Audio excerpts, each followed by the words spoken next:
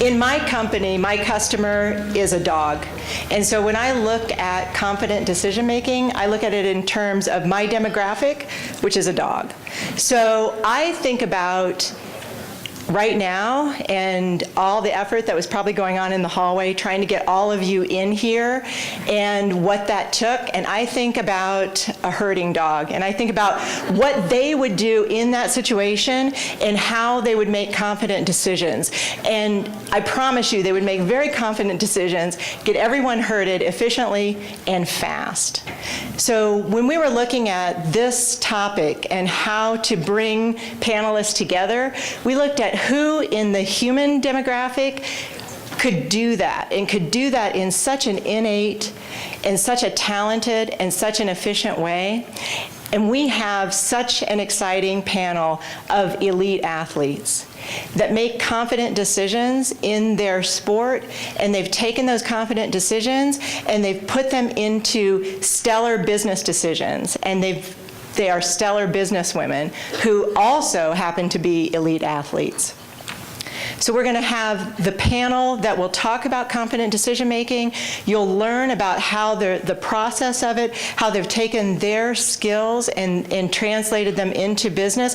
And then we're also going to have tools for you to make those same confident decisions and to learn how the process works. I'll introduce Erin Carson, who is our first speaker, and she is the manager of Rally Sports in Boulder. That's a health club there. As you may know, it's an extremely competitive market in Boulder.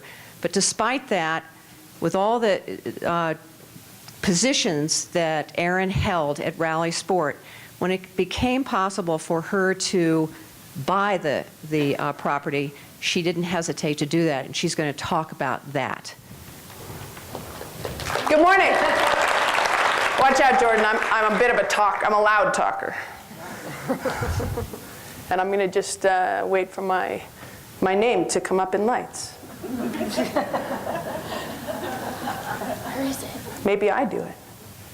No. There's my name. You guys, welcome.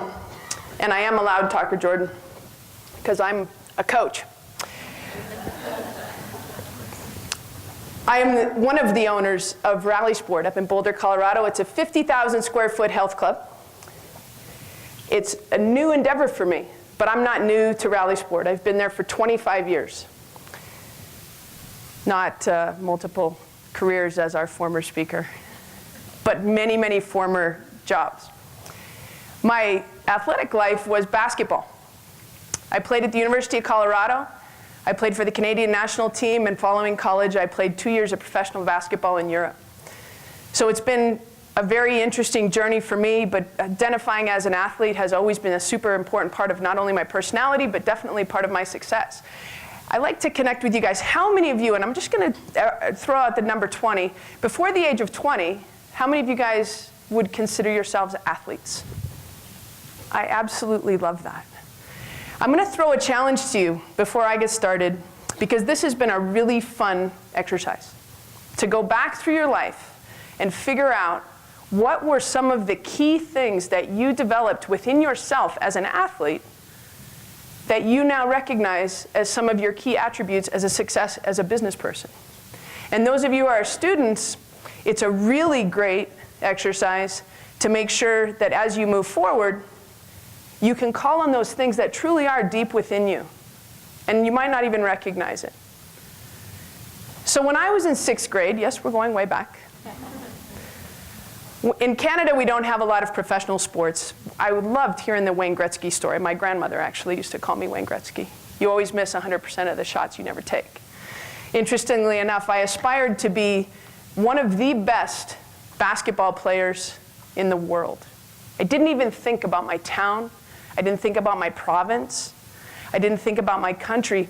I really thought, and I knew that someday I would be an Olympian and perhaps be recognized as one of the best basketball players in the world. But I had to take it a little bit further because I was raised in a neighborhood with mostly boys. And when they were all off playing hockey, and my mother did look at me and she says, "You can't play hockey with the boys." So she handed me a basketball and said, "Go practice." And I could practice on my own. So it became less of being a great basketball player, and it became more about being a great shooter. One special skill within the game that I knew I could completely control, that if I had to and the weather was bad, because I was raised in the Pacific Northwest up in British Columbia, I could go inside and play. And I could go in my basement and play. There were many, many little drills that I could figure out, and I broke the skill down into many different little pieces. And I think it was becoming that shooter and learning and wanting and desiring to be part of that special person in the world that I really developed discipline,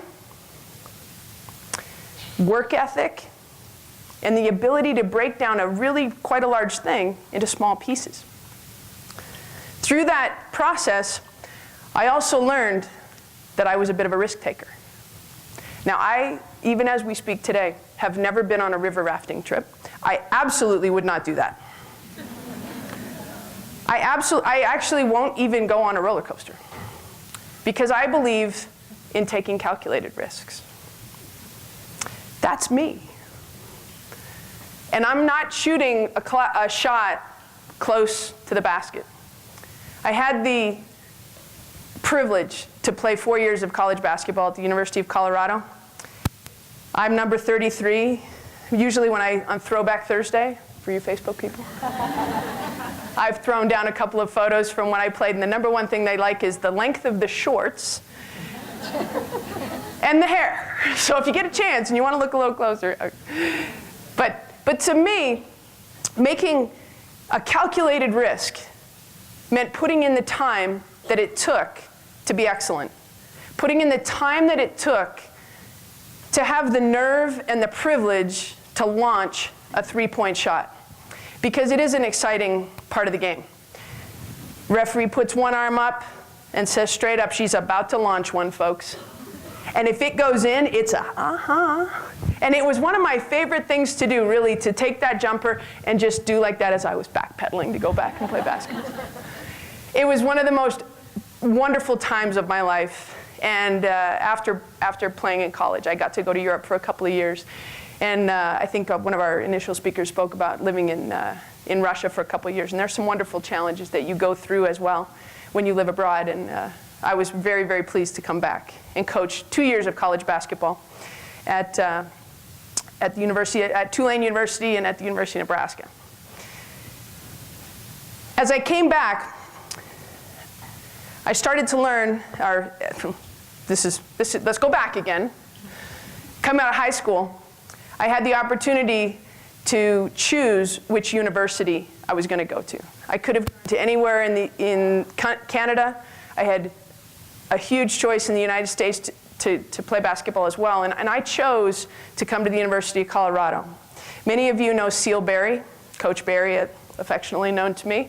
I am Seal Berry's first recruit when she came here, and so that kind of tells you how old we are. Seal was 26 when she took that job at the University of Colorado, so she was 27 when I came on campus. But I chose Seal because I knew Seal understood who I was, and she understood my dreams.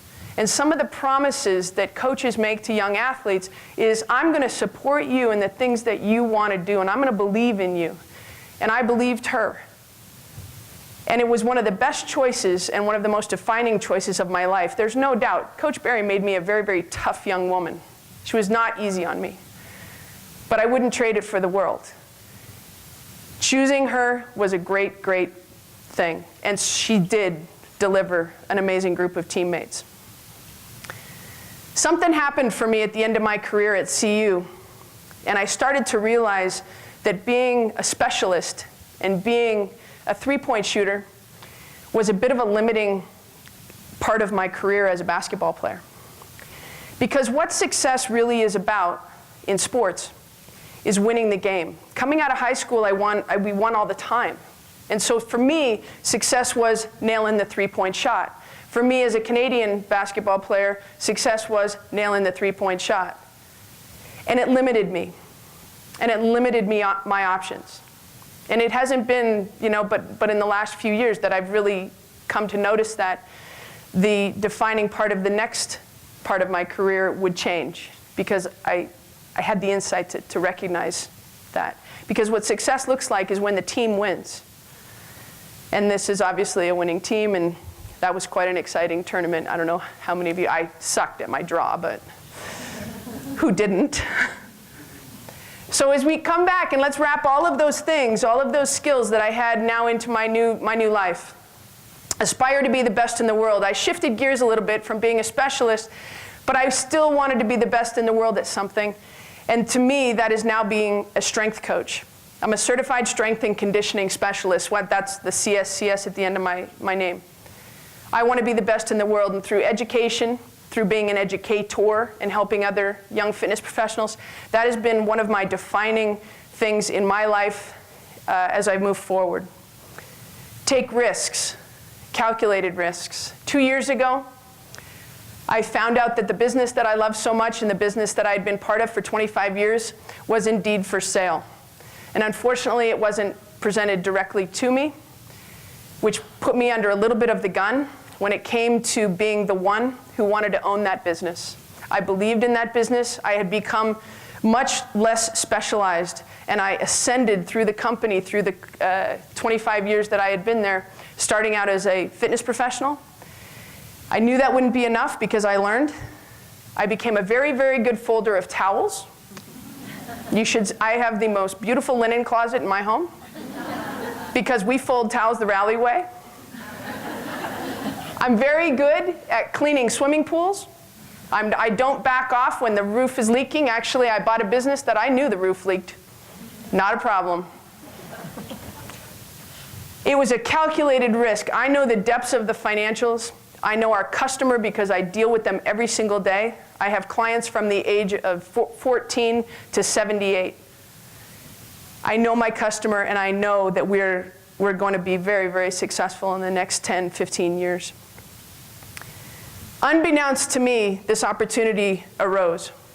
Throughout my career, starting with choosing Sealberry, I have always aspired to surround myself with the smartest, most exceptional people I could ever be around. And some of them are in the audience right now.